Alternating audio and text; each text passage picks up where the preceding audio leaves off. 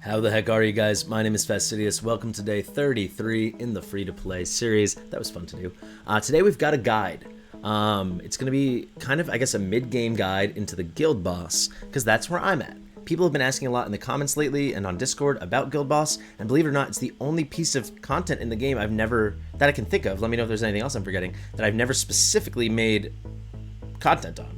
Like a guide or instructional video or anything like that. I very, very early on had a introduction to Guild Boss, but that was more just like me trying it out for the first time. Now I've been doing it for 33 days, so I think I kind of hopefully have a sense. And I think maybe this will be a very approachable video for a lot of people because I'm very much in the middle. Like, I'm not at the beginning anymore, as you guys can see. I've already done Nightmare 2 today. I have this on a very, very hard lock auto. I get somewhere in the 4,000s for blood. And then Nightmare 3 is kind of where I'm stuck, and I'm slowly but surely progressing.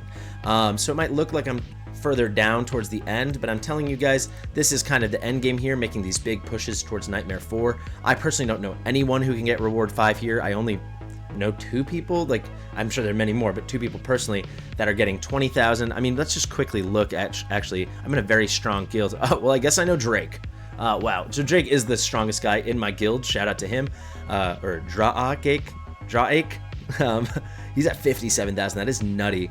Lucifer is one of the moderators in my Discord. He just broke into the 20k range, which is pretty exciting because that is where you get the 4th chest, and that's kind of the normal person's goal. Let's see what the world ranks look like, actually. So you can see Drake is not that far off what the world ranks are. I mean, yes, it hasn't updated yet, but we're talking about, what, 57k, and it looks like the best anyone's done is 59k. So he's there. He is right there. That is impressive. But this is not a guide about Draake. This is a guide about where I'm at. So yeah, to put it into perspective, you'll get to hard and Nightmare pretty quick, and then you slowly chip away. I believe we did our first 100% clear, like full auto on Nightmare 2. I want to say like 2 weeks ago. So if that puts it in perspective, maybe between like day 20 and day 25 for sure. I can go back to my records, but yeah, you'll get there fairly soon, and then it slows down because it gets hard. So that's why I'm here today, to maybe help you guys out. So something absolutely worth mentioning. We're gonna break down the guild boss, but I do want to get into the fight. But it's definitely worth mentioning. Everyone has different heroes, right? Like, no question, everyone has different heroes. So your compositions are gonna look different. So don't look at this guide and say, well, he has Deimos and Arrogance, so that's not fair. Yeah, maybe it's not fair in terms of I've been lucky, but that doesn't mean you can't succeed with the placement strategies and the thought process on the same token, you know? Just because we don't have exactly the same heroes does not mean you're not going to be set up for success. Just adapt accordingly.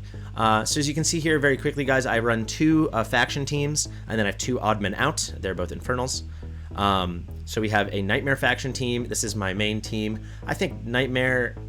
If you have all the champions in the game, I would presume Infernal is the best faction in the game, and Nightmare is the second best. I think almost all of us will probably be running some semblance of a Nightmare team, because we all get Wrath at day 14. Nightmare is extremely strong for this boss. We have tons of fighters, tons of single target damage. It's really just a beastly faction to go against the guild boss, as you will see. And there are some really, really great Nightmare units to pull. Some very free-to-play accessible Nightmare units are like Volca. We'll all be getting her after a few weeks of playing the game. It doesn't have to be as fast as I did it. Maybe it's even faster. I don't know. For you guys, maybe beat me by a day. But certainly, you can get Abomination if you get the right pulls that you can fuse him. And you all get Wrath. And then maybe you get some lucky pulls. You know, maybe you have a Salazar, or maybe you're lucky like me and you got Arrogance or Deimos. It's a great faction to build around. Lots of ground-based units with lots and lots of single target. And we're just going to go against one boss, so single target's really nice. Then you'll see I have I think a lot of you will be better equipped for this than I am. I do have a North Throne, a Northerners faction team, and I'm using Dagna. I joined at the very, very end of the Assault Diffusion, so I only had like 3 or 4 days to play that, and it wasn't enough to get the 75 shards. So hopefully you guys have a Solda. She'd be really good for this fight as a leader, getting those shields up in a bigger way than Dagna could, giving better stats boosts, and yeah, you can maybe help your units along with your healers and your support units tank out those enormous AoE hits from the boss, which is a good transition. Well, quickly, the team. We have 2 healers from the faction. Actually, We have third healer, not from the faction, but with the 2 healers, we're using an AoE healer in Midan and then Vortex, single target, but they're both HP based. Vortex does have some AoE on his ultimate actually. And then I'm mostly bringing her just because Nocturne's a big boomer for us. And the extra, 5% she gives him is not insignificant. And then you'll see I'm actually bringing, these are the 2 odd men out. You'll see Imani in action. She's really cool because you can just get an instant burst with her. So she's just like a little bit extra single target magic damage burst, because she starts at like, her ultimate I believe is 1100 cost. We can check it right now, and then we will break down the boss fight, I promise. When you level her up on her ultimate, it's 1,000 cost, 1,100 cost with 1,000 initial rage. So you can kind of drop her and almost immediately trigger just to get some early blood and get some extra points. So I find that really helpful. And then we're bringing Autumn as like a 3rd healer, but she's just a straight up support unit. Rare champion. I use Autumn basically everywhere now. It's the more I play, the more I like her.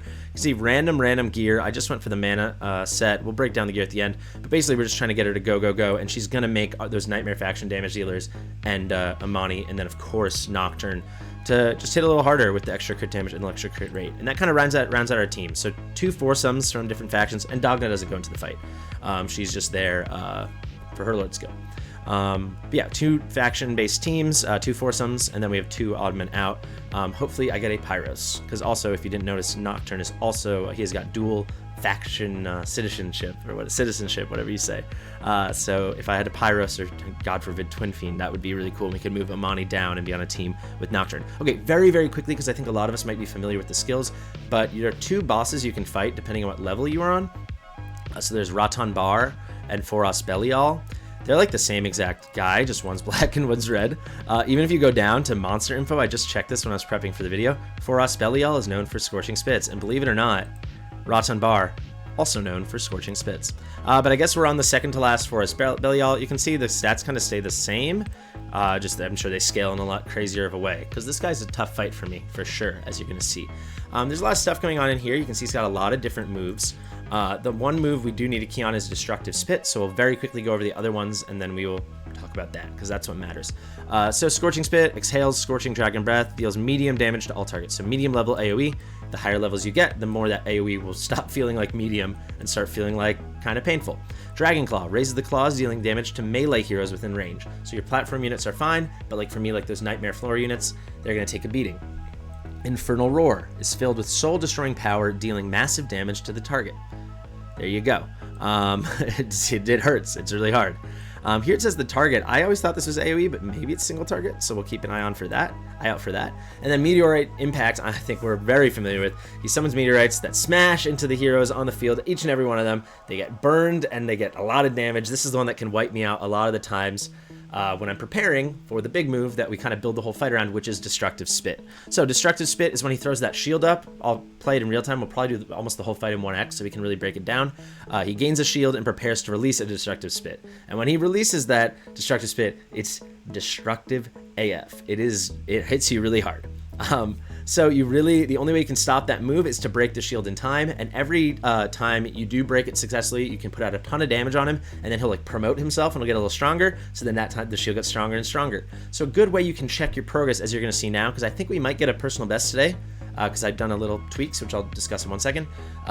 Just see how close am I getting to that next shield. So, okay, maybe at first you can't take down the first shield. Maybe don't do that fight that day. Stay on the lower difficulty. And then, finally you move on from Nightmare 2 to 3 or something, right? And you get the first shield down. You're like, all right, now I can kind of settle into Nightmare 3. And then just track your progress, how you're doing on the second shield over a couple days or maybe even a couple weeks. And then, okay, you get the second shield, and so on and so on. But yeah, I want to very quickly talk about the changes we made to the team. And I do want to highlight, you guys see here, assist unit. Absolutely pause a floop and tootly. Bring assist units. Unless you're insanely strong and you don't need help from your friends, I certainly do. I'm not going to for this video because I want to give like a raw guide and specifically highlight my heroes and my strategy. But like if there's a Dolores hiding out here, only 10k attack, but this Dolores would help me in a big way. You know, a Zealot could be amazing, especially if you have like a Twin Fiend or a Pyros. Then it's like, wow, that's crazy. Actually, I know Lords don't give benefits, but I take that back, actually. I think Friend Assist won't gain the benefits either. But still, Zeal 2, insanely strong for this fight. You know, it's like Salazar, Zeal 2, Arrogance. These are like the superstars, right? We'll just refresh it one more time so you can see some of the good stuff you can get. Virna or Nyx, we're not too crazy about because it's more of a single target fight, take a fight. But then, I don't know if these are the same too, but we get Zeal 2 and Dolores again. I always get the same heroes, but you can kind of get a sense. I'll do a couple more. There's a different Dolores. Okay, now we're getting the same things over and over. But you can see, no reason not to bring some great friend assists if it could help you. So like we could easily bring that Dolores, and it would help us in a pretty big way. But we're sticking with our team. So what changes have I made? I've taken out Nyx. Nyx I had in here for a while just because she was one of our strongest champions, but of course she's not perfect for this fight because she is AoE. But she was kind of just like our last alternate DPS. And then I have also taken out Lunaria, who I would sometimes bring, but the new focus now sorry, the main thing I did is I had Lightlock, and I've replaced him with Midan, which has led to some pretty good success. It has some placement quirks, which I will show you, but those AoE heals and the tankiness alone makes a big difference, because you can see it's like we're bringing 3 support units, 3 healers. It's not maybe the most DPS heavy roster, but because we don't really, this is what we were given, you know, and we want to keep our guys alive. That's how we're gonna get. So like Midan and Vortex, they're gonna be doing DPS by giving our DPS's longevity, and thus, you know, they're gonna get longer times, a longer period of time to put out some nice damage output. Then finally, Autumn, my girl, just because super buffer, we're finally bringing her in. I'll just show you very quickly, and we'll do the proper gear breakdown at the end, but I'm just trying to straight up just hunt for flat HP wherever I can get it to give her some tankiness, because she's got such low base stats.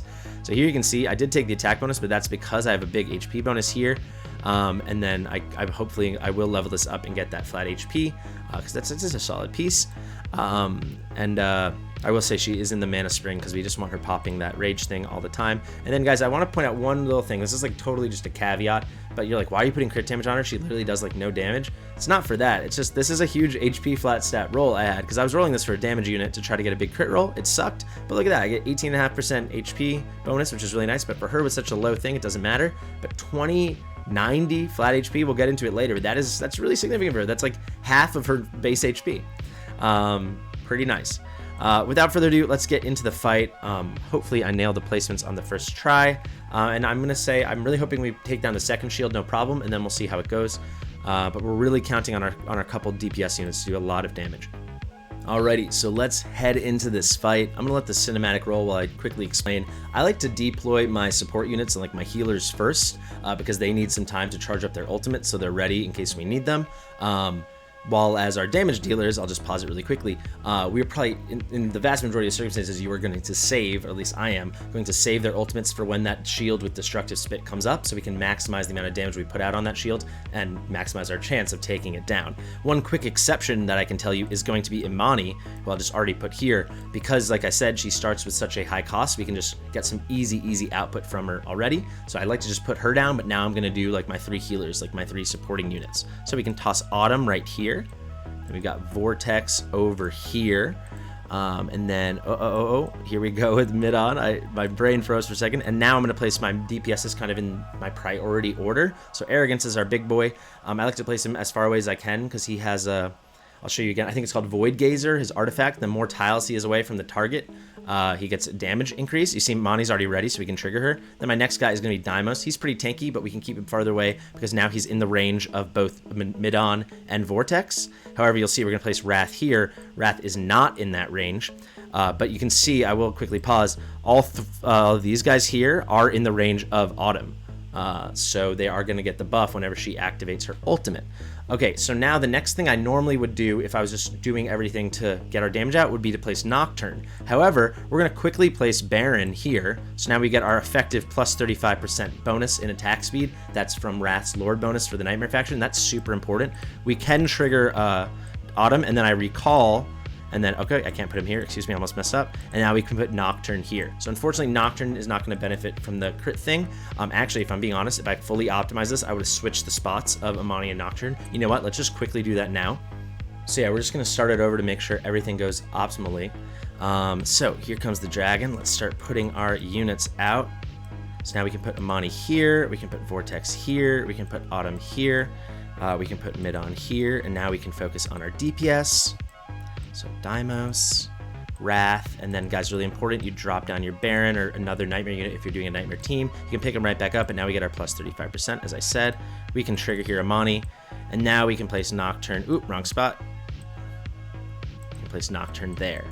All right, guys, so now we can let it go, and we're gonna save basically all the ults, even Autumn, because we want to get the maximal damage when the destructive spit comes. And Autumn, as you can see, has all our, let's just go to the top-down view, which I recommend using sometimes as well if you have trouble with your placements. All our important DPS, except for Imani, unfortunately, fit in here. You can see they're going to get the benefit, the full 60% damage increase from her ultimate and the 30% crit rate increase from her passive. So you want to save that because she's really going to boost everyone's damage. Alright, so let's let it go. And basically we're just holding ults for when the destructive spit comes so we can really put an absolute dent in that shield.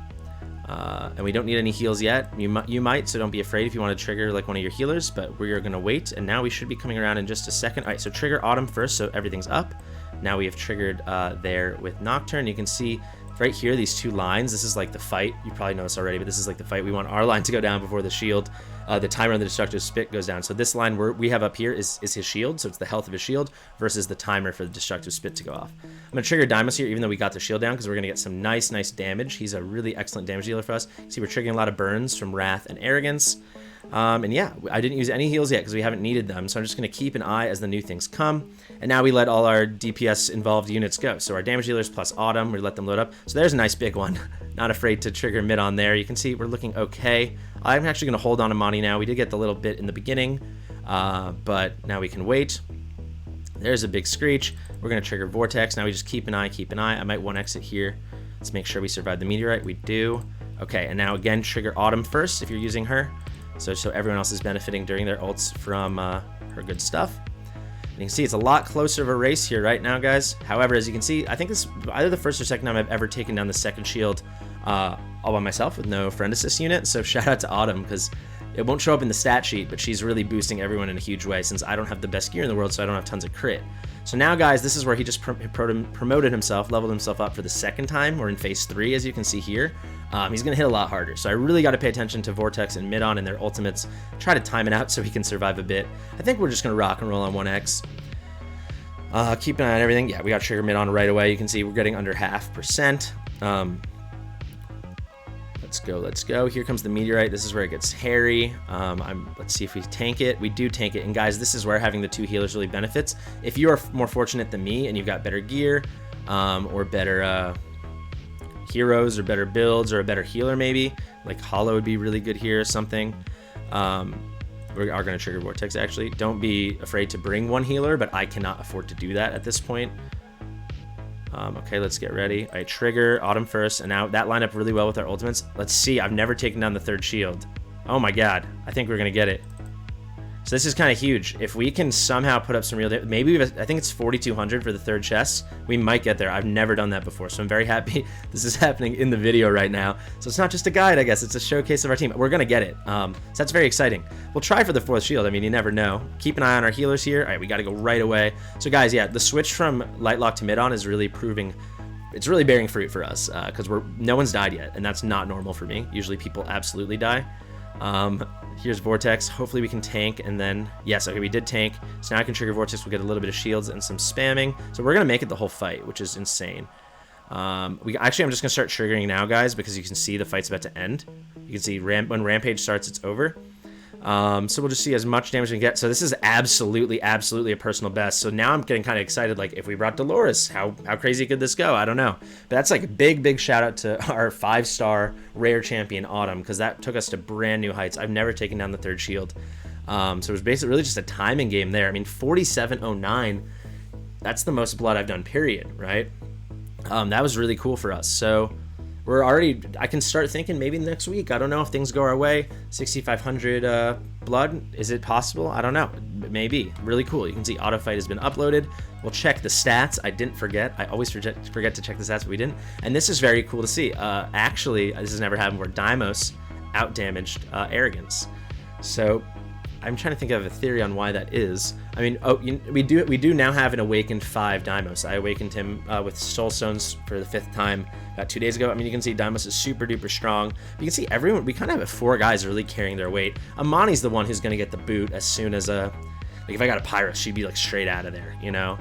I guess she actually that's not true because she would benefit from the Pyrus. But you know, if we pull the Salazars, you know, something. Like, she's the one that's on her way out. As you can see, Baron did absolutely nothing. He was just there for us to trigger the Nightmare faction bonus. So don't feel like, oh, I don't have Baron. So that's not one you necessarily need. You could drop anyone, you know. It could easily be Gluttony. It wouldn't matter. And then, yeah, you can see the heals that went out. Very fair fight between Vortex and Midan, doing some nice stuff. You can see very little heals out of Autumn, because she really was just straight up buffing our team. There you go, guys. That's basically it. That's going to be the guide. Like I said, this is very mid-game oriented, or maybe the transition from early to mid-game or towards the end of the mid-game, however you want to view it. But that was pretty fun. We did pretty good. I'll very quickly go through gear and artifacts and stuff. So feel free to skip this part if you don't want to see, but if you are curious, let's get into it. So very quickly, we can start with our top row team. So we have the 4 Nightmare unit guys. Baron doesn't really matter. I won't go piece by piece, but you can just see tankiness, defense. We didn't use him in the fight, so it's just a warm body. You could bring this guy, Sorzes. Maybe we should. I don't know what's his cost. Doesn't matter cost for this, but you know, it doesn't matter. We drop him, we pick him up. End of the story. Then you can see we are going for about 50% to 60% crit rate when we can get it, because we're bringing Autumn, so we're getting an extra 30%. So even though it says 54.5% crit rate here on our Arrogance, it's actually 84.5%, right? Some decent rage regen, some very good speed for him. I'm pretty happy with that. Solid crit damage and okay attack.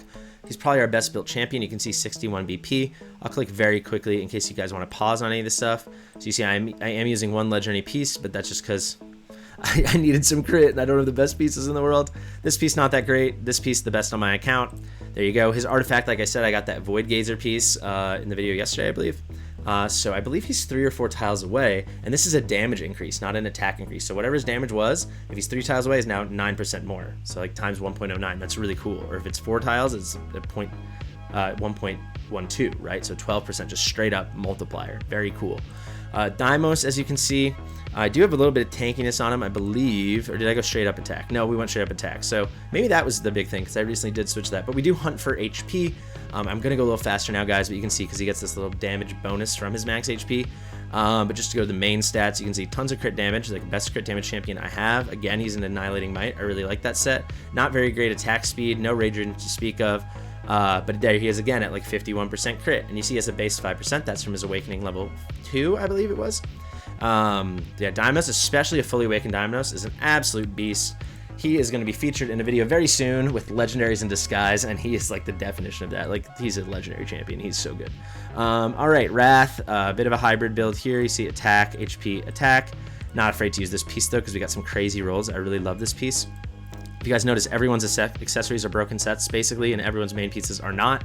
It's great to go for sets on the first 2 because it's just matching 2 and there's fewer options. But here it's like with the variability of the primary stat, that's more important, and it's really hard to build sets, at least for me at this point. Okay attack speed, very good rage regen. I don't even know where that's coming from. And you can see he's just got super high base stats. So he's doing all right. And there he's like going high, right? So he's at 66%. So that's like 96% crit with the buff from Autumn. So that's really, really good. That covers all our Nightmare units. We can quickly do our 2 mages. I have like very, very, very little crit to speak of on Nocturne. You can see 27% now. It's something. So I guess he is getting some crits, but you can see just pumping the attack. He's the highest attack champion I have, I think.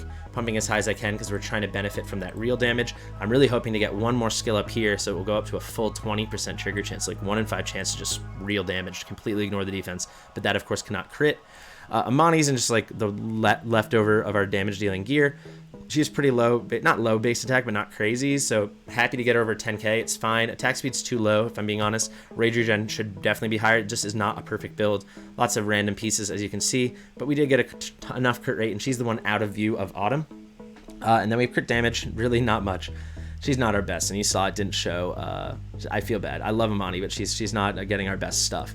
We can quickly go to our North Throne people now that we've did the 2 alternates and the 4 faction people. So for our North Throne people, we got to show Autumn too. So we got Nocturne I just showed, then Vortex, just straight up HP, touch of rage regen, which was a bit more, very good attack speed, which I'm very happy with. Then we got Midan, pretty nice build, honestly, and we've got this Asclepius set that's starting to come together, so maybe we'll get there soon with a bit more farming. HP is not great. She definitely could use some awakenings. Something to think about down the line with soul stones if I start getting them. Great attack speed, and I really want maybe too much attack speed, probably past the point of diminishing returns, but like with that great kind of like AoE basic where she's healing 3 people, I really wanted her to heal us up, and you can see it worked. Not so much healing effect, but everything else is pretty good. This is a pretty solid build for my account, I think. I'll show you Dagna. She wasn't deployed, she's nothing for us. And then I think, yeah, that about wraps it up, except for Autumn, which, what a more appropriate way to finish this off. I love Autumn, she's so cool. So if you're going to use Autumn, you absolutely, we're getting a guide on her within the next week, I promise. You absolutely need her fully skilled up, because this goes all the way, from 30% crit damage increase to 60. That's super significant. And then all the way from only 10% crit rate increase all the way up to 30. She's really easy to build too. Just hunt for flat HP. We ran her at 5 stars. I'm assuming she'd probably die on the Nightmare boss number 4, but we're not there yet. But even at 5 stars, she's easy to build because she's a rare champion. In terms of easy to level up and promote and stuff. So yeah, I just suggest you do it. Attack speed, whatever, that's just on her heals. I don't care. Her basic doesn't really matter to me. I really just want, we could get a little rage regen percent on her, but really it was just like, can we get flat HP so she doesn't die, and can we make sure she's in a Mana Spring set? Because Mana Spring, you get +3 on the rage regen auto, so she's getting 21 points of rage towards her ultimate every second. That's really good. But yeah, there you have it, guys. Let me know in the comments if this was helpful, if you want to see more guides like this, if you want to see more Guild Boss content. My name has been Fastidious. Thanks for hanging out with me. Like the video if you like it. Comment it on the video if you want to comment. Share it with your mother. I'll see you in the next one.